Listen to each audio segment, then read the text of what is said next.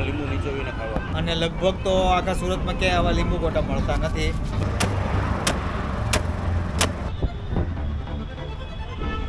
तो दोस्तों आज हम एक अनोखी यात्रा पे निकल रहे हैं। एक यात्रा जो हमें ले जाएगी गाँव के दिलों में, गाँव की गलियां, उनकी खुशबू और उनकी कहानियां। और फिर आता है वो पल जब गाँव के लोग आपको मुस्कुराहट से स्वागत करते हैं। उनकी महफिलों में भाग लेना, उनके साथ बिताए पल, ये है असली गाँव का जादू। तो भाई साहब, डुमास बीच के एक हॉन्टेड एपिसोड के बाद पेट में लगी थी बहुत सारी भूख, तो रास्ते में मिल गया ये एक अनोखी चीज। भाई साहब, नडियाद के एक एपिसोड में हम लोगों ने खाए थे बहुत सारे टाइप्स के भजिया माने की कोटा, लेकिन ये कुछ अलग ही दिख रहा था। लींबू गोटा, लेमन गोटा, व्हाट इज दिस ब्रो? सो हमने इसको ट्राई करने का सोचा और हम लोग वहाँ पे पहुँच गए थे। ऐसे लींबू डाल के खाते हैं। कहते हैं कि यहाँ से ऐसे खाने के बाद ये तुरंत डाइजेस्ट हो जाता है। अलग ही कॉन्सेप्ट है यहाँ के लोगों का। वाओ, तो કેટલા ટાઈમથી ખાઓ છો તમે અહીંયા? ઘણા ટાઈમથી. અલા લીંબુનો કોન્સેપ્ટ શું છે? આમ કે લીંબુ બટેટા વડામાં લીંબુ નીચોવીને ખાવા. ના એમ ચટણી બટણી સાથે બરાબર ડાયજેસ્ટ થઈ જાય સાથે જ એમ ને? બરાબર, जोरदार इनोवेशन करे नहीं ये બધા सूरत में। तो यहाँ के ऑनर से थोड़ी बात करते हैं। કેવું છે, મતલબ આ કે કોનો મગજનો આઈડિયા હતો આવો કે લીંબુ નાખીને? મારા મગજનો જ આઈડિયા છે અને મેં જ ખુદ રેસીપી તૈયાર કરીને બનાવી છે આ રેસીપી. અને લગભગ તો આખા સુરતમાં ક્યાંય આવા લીંબુ ગોટા મળતા નથી.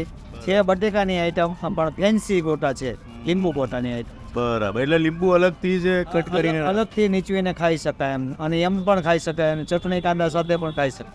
બરાબર છે, સરસ. આજે મારા 5 વર્ષ અહીંયા પૂરા થયા છે. 5 વર્ષ થઈ ગયા. કેવું છે રિસ્પોન્સ? બહુ સરસ છે. ઘણા રિસ્પોન્સ સારા છે. હા, સરસ છે, ટેસ્ટ સારો છે. આમ કાઇન્ડ ઓફ બટાકાવાળા, પણ એમાં લીંબુનો કોન્સેપ્ટ અલગ લાવ્યા છે કે લીંબુ નાખીને ખાવાની જે મજા છે અલગ છે થોડુંક એમ. સારું, સરસ. ચલો કનુભાઈ ને તમે चलो। तो लींबू गोटा का स्वाद लेने के बाद हम लोग आगे निकल गए थे बड़ौदा हाईवे पे। तो भाई साहब, सूरत में एक और चीज़ बहुत ही फेमस है, उसका नाम है पोंक, PONK, पोंक। तो चलिए थोड़ा पोंक के बारे में भी इंफॉर्मेशन ले लेते। पोंक जो गुजरात और महाराष्ट्र में एक पॉपुलर डिश है। पोंक जो है वो ज्वार के नए दाने जो होते हैं उसमें से बनाया जाता है। असल में इमेच्योर सोरगम ग्रेन्स का होता है।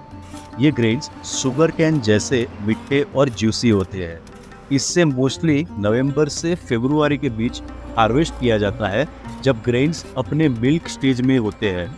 पोंक को जनरली फ्रेश कंज्यूम किया जाता है और इससे कई डिशेस बनाई जाती है, जैसे पोंक वड़ास, पोंक चिवड़ा और पोंक भजिया। ये ग्रेन्स न्यूट्रिशंस में भरपूर होते हैं, जैसे कि फाइबर रिच होते हैं और आयरन प्रोटीन से भरपूर होते हैं। आ क्यांથી લાવો તમે? ખેતરમાંથી? નદી કિનારે. નદી કિનારે. બરાબર. इसकी मेकिंग प्रोसेस वाकई बहुत ही इंटरेस्टिंग है।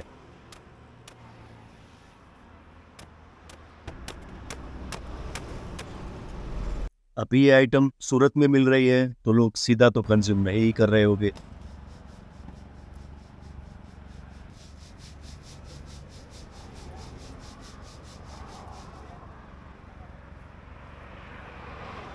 इसमें लोग डालते हैं पुदीना की सेव, रतलामी सेव, कई कई टाइप की चटनीज, और ये सब साथ में मिलके सब कंज्यूम करते हैं। तो भाई मान लो कि इसके कितने सारे वेरिएशंस हैं, और सूरत में अगर ये डिश बन रही है तो वेरिएशंस तो आपको मिलेंगे ही मिलेंगे। तो इसके बाद हम लोग निकल गए थे आगे, और आगे है बड़ौदा।